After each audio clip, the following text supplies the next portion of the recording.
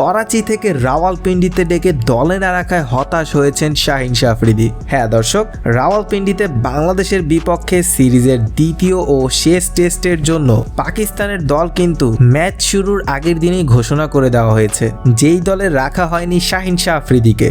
প্রথম টেস্টে বাংলাদেশের কাছে 10 উইকেটে হেরে যাওয়ার পর পাকিস্তান দলে পরিবর্তন যে আসবে সেটা কিন্তু আগে থেকেই ধারণা করা হয়েছিল, কিন্তু অনেকেই হয়তো আশা করেননি যে সরাসরি শাহিন শাহ আফ্রিদিকেই বাদ দেওয়া হবে।